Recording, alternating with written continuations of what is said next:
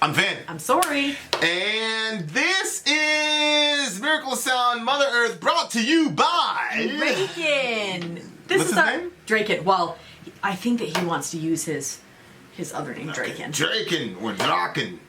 Draken. Yeah, probably Draken. So the big homie is in the bottom of the screen there. You can see that this video was presented to us by him. If you too would like to have a song introduced to the community by you. You're a filthy capitalist like Draken and Sori. We are not. There are multiple ways to get your song reviewed. $125 at the gate gets you pushed straight to the head of the line. The video that you saw earlier was an alliance pick, which was what I love to do. $1 at the gate gets you in on Patreon, then you get recruited by an alliance leader, and then you pull your points together and you're able to determine what song you listen to. But if you're a filthy individualist, capitalist, non-Marxist like Draken and Sori, then it's $125 get you straight to the head of the line. You don't have to talk to your alliance members, your crew members, none of that stuff. You, as an individual, decide what the song is to be reviewed. And that's what he did. You do that 3 times, you get down to $75 rate. For timely topical political commentary, you can hit us up at Middle America with Vin and Sori. I've never heard of this band before. Mother Earth. Stay tuned because he has a little message for our community that will be at the end of this review. Oh, okay. Oh, that's right. Yeah. Mother Earth 2017. Let's do it. Ready?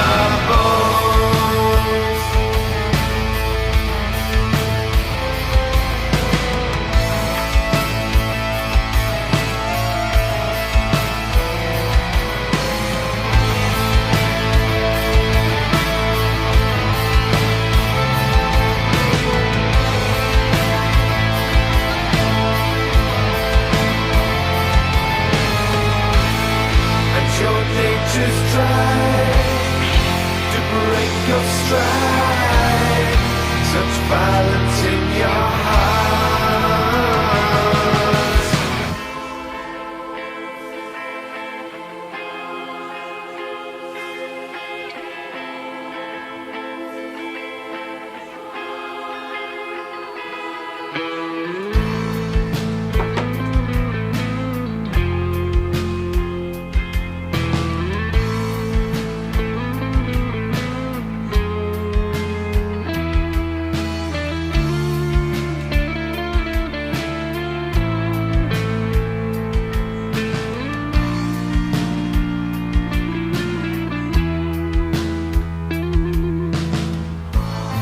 And the more you grow, and the more you know, the more you search astray. Look away from lies, take it back inside. The answer's clear as day. And every step but you, every rejected truth, a wound you'll never mend.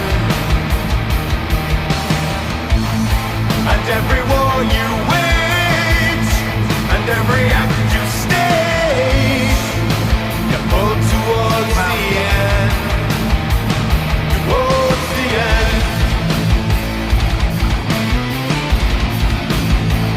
Oh, I like this riff.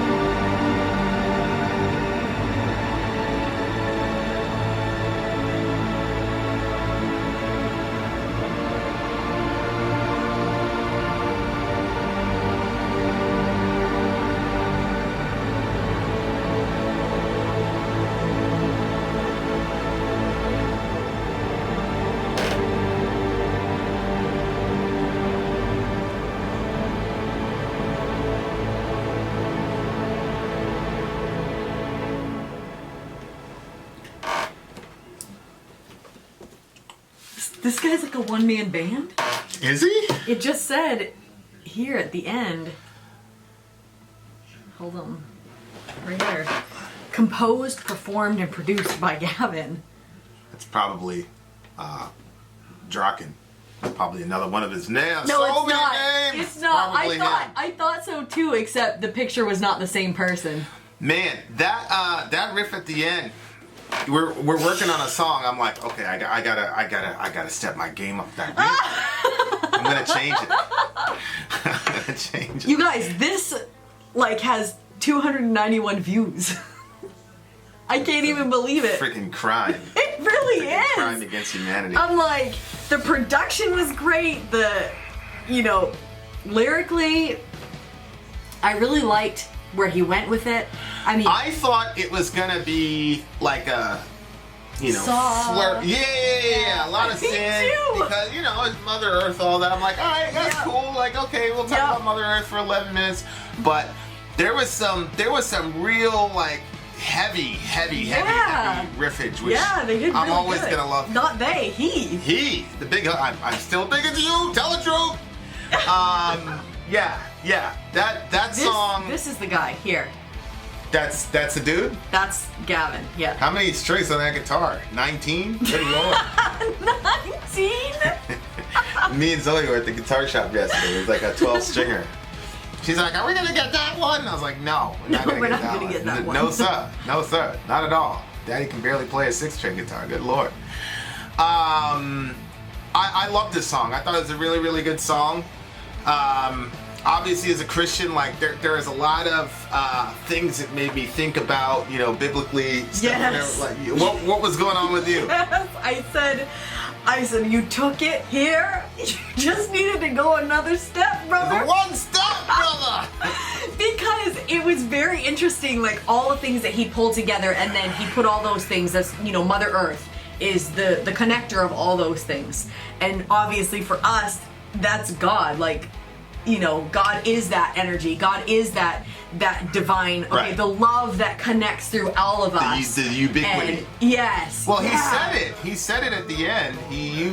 Divine, you're all part of me, beautiful ubiquity. Yeah. And that reminded me of Acts 17. In him we live and move and have our being. Allahu Akbar. So, I don't think this guy was coming from a Christian perspective, but like it's I hope we don't offend you.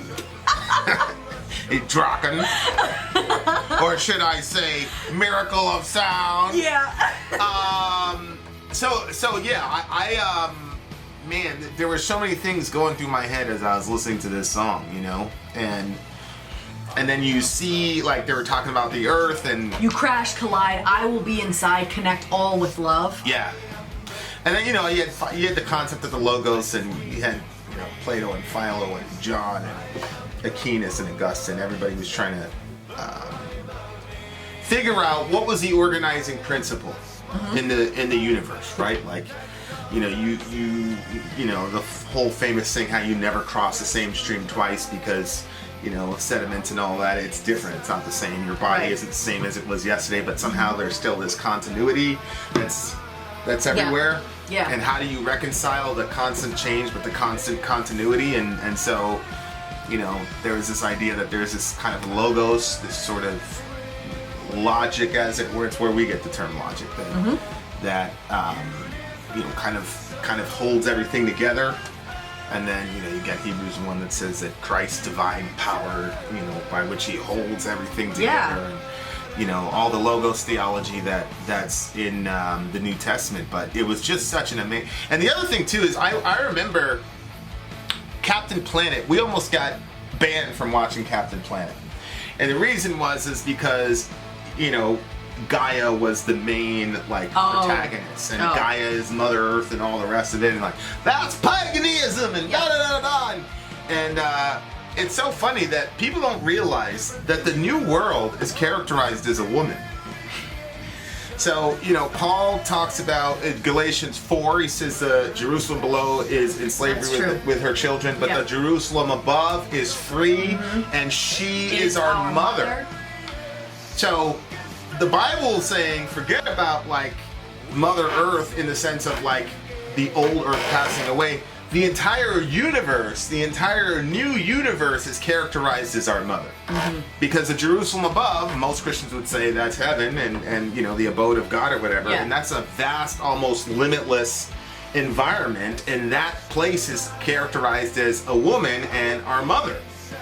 So you can talk about Mother Earth in the sense of, you know, she's kind of like a temporary nursemaid, but we're going to, there's a sense in which when you die or you go to the new world, yes, you're going to be with Christ, obviously you're going to be with angels, you're going to be with the people that love you, but you're also going to your true mother, which would be the Mother Universe. And, you know, Mother Universe doesn't sound as cool as, you know, Mother Earth.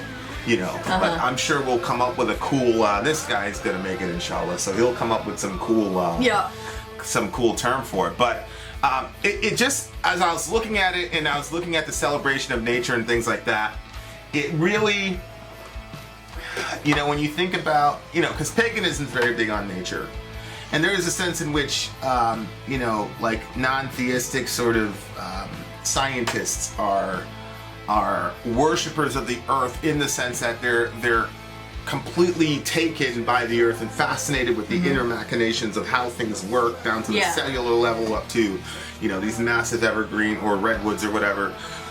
So there's a sense in which there's a celebration of nature and things like that. And it's just in modern, almost post-industrial Christianity, there's like a loss of the celebration of nature. Yeah. And like we've abandoned it, and now when anybody celebrates nature, they automatically, oh, that's bad. You know, it's you know, pagans walking around in the woods at 12 o'clock at night, bad. And you know, the evolutionary biology, bad. Like everything is bad. It's like, and then, you know, you have church in these, like, you know, just four walls of a, you know, nice manicured, you know, seats and yada yada yada, and I'm not against that, but like, you know, like you're made of the dust of the earth. Yeah. And I think there's something good about your feet contacting the earth. I totally agree. From whence you came. Yep. You know, and you cannot say. When I used to have a garden, I used to go out barefoot in the garden because I wanted to feel the earth under my feet. You can't say that the earth isn't your mother. Because if God is your father and he interacted with the earth to bring you out, that means the earth is your mother. Well, that's interesting. If you look at Adam, right? God is father, and Adam is called literally the son of God. If you look at it, what did the father interact with to bring forth Adam? That's the earth. So the earth is obviously your mother. So wow, that's really interesting. And none of us knows. Christians should be on the forefront of that, but we're not. We're like, don't say that. Don't say Mother Earth. That's satanic. Don't say that. I'll tell you why. And then the other thing that people don't consider is we're told that we're going to have a new body, but we don't know what that body consists of. And I almost guarantee. It's Mother Universe. Correct. I almost guarantee you that whatever the next world is constituted of at the base level is what our bodies are going to be constituted of. And so we're always going to have a literal physical connection to the ground. And so the earth is presented as our mother in Genesis 2. That's just a fact. And that's why, you know, when Adam falls, the whole world falls with him because he is the living embodiment of the earth. Yep. He's earthborn. He's an earth creature, and so when the earth creature falls, the whole earth falls with him. So, you know, there's just so much, and you know, I understand, like paganism, they worship these things and things like that, and you're supposed to worship the Creator. I get it, but like the fear that, and I don't want to say Christians, it's post-industrial, really American Christianity, that it's just this immediate reactionary tossing out of the baby with the bathwater craziness. Yeah. like when was the last time you've heard a song from Christians that are just going like this? I know. And if you go to the Psalms, there's all the time they're talking about the trees. As a matter of fact, they animate the trees and they say the trees are going to clap and worship and yada yada yada. And I remember one of the funnest. Did you anthropomorphize?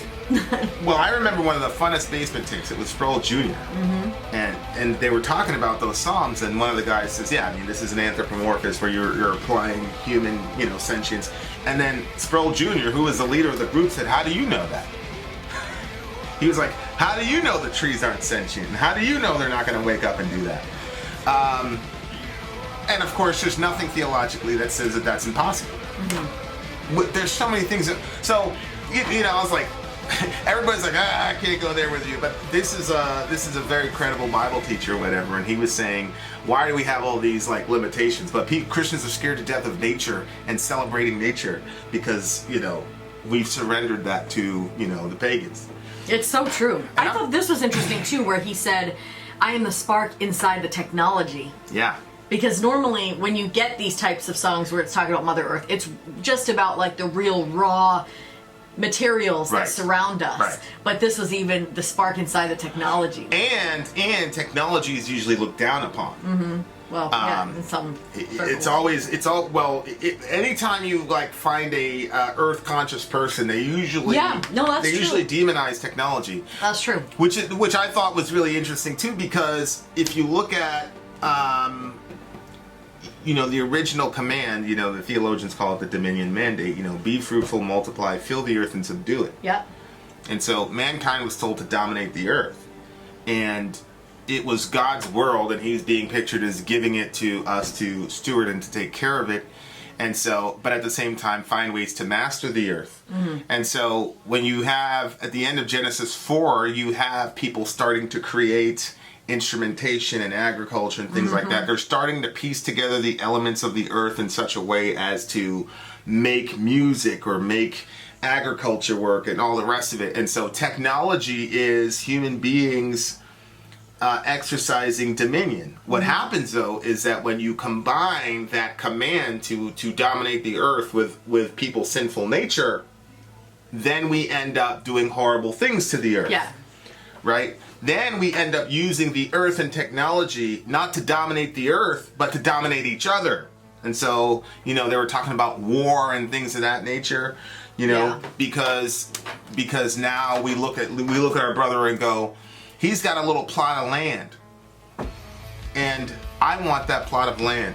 So I'm going to take things from the earth and fashion it in such a way as to kill him so that I can take his little plot of land, because I want to dominate the plot of land that he's dominating. Mm-hmm. So but I think that sometimes the love of money can make you do that as well. Like Johan and I were watching this program, and I don't know how to verify whether the stuff they're talking about is true or not, but they were saying that, I think it was in China, that they had created, it was a powdered milk or milk for babies, and they had put like plastics and different stuff in it because it actually like increases your protein count, but it was actually really bad for the kids. And it ended up like 6 babies ended up dying, and like thousands of them were hospitalized and stuff. Jeez. And so, they were just saying, like, if you ever land somewhere, always go with companies that are, about. But anyway, it was all for, like, they didn't care about the people involved in the situation. It was only that it was a money thing. Wow. Right there, protein-based plastics and their potential use. So it was like natural something rubber like that. glycerol. Yeah. There was like a lot of different things like that where people were, putting the almighty dollar above human beings, and because of that, people ended up dead. But apparently, according to this thing, they were saying that people were jailed because of it and even executed. Well, that's what happens when you have the dominion mandate, or to dominate the earth or create technology, but it is not combined with the doctrine of the image of God. Yeah. Right? Yep. So that human beings are the representatives of God on the earth, and how you treat the smallest human being is how you would treat God. Yep. And so if you don't combine the human curiosity for understanding nature and human ambition, if you don't combine that with a doctrine that humans are in the image of God, then you don't have a moral sort of fence that determines what you're supposed to do with that technology. Mm-hmm. And so that's where you get the whole concept of the mad scientist. It's this guy who is curious about nature and doing all the technology or whatever, but he doesn't have any sort of fences to channel that type of energy. And so you could fall off the wagon either way. And one of the things that's like, to me, one of the biggest scandals of the church right now is, and I love the church, I always will, but the sort of lackadaisical attitude we have toward climate change and the destruction of the environment. I know, yeah. And, Revelation was 11 is one of the most famously ignored passages of all time, where it says, the time has come for you to judge the living and the dead and to destroy the destroyers of the earth. Hello. Yep. So the destroyers of the earth are going to be destroyed. And that has serious implications for you as an American and in the Western world and things of that nature. We've mistreated our mother, that's for sure. So Yeah, absolutely. That's why that thing in Deuteronomy where God's like, you know what? I'm going to clear you guys out to give the land a break from you. It's like we just like skip over the. That's poetic. Or Revelation. It's like, okay. Hyperbolic language. All right. Well, there you go. I love this song. I thought it was really good. You know what? We've listened to thousands of songs, literally, and I came into this song having an expectation how it's going to be, and So did I. I was dead wrong. Lyrically and sonically, I was dead wrong. This is going to get a 10 from me. Me too. I think it's a high crime too. that there's only 291. It should be 291,000 views. I know. 291 million. I guess he must probably have more stuff, so I would encourage you to check out Miracle of Sound. For sure. Yeah, about his other things. Maybe that's the only thing he has. Wait a second. Money. That's 291K. Oh, whoops.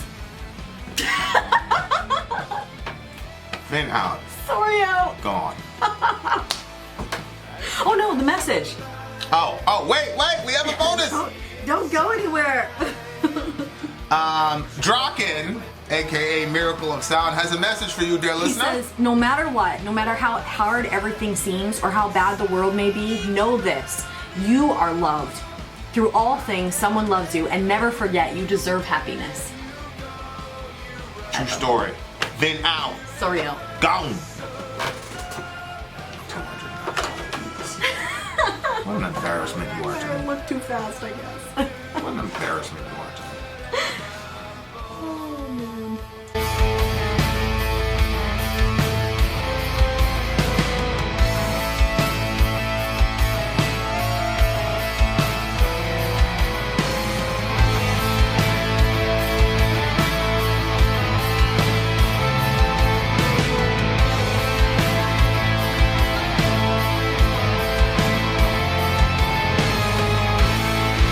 Your nature's try to break your stride.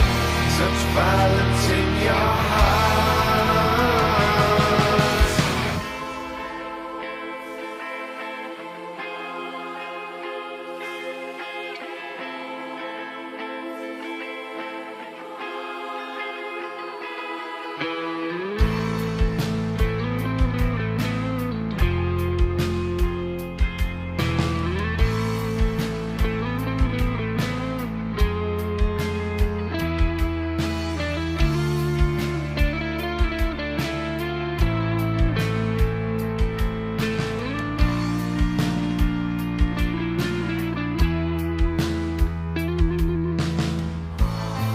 And the more you grow, and the more you know,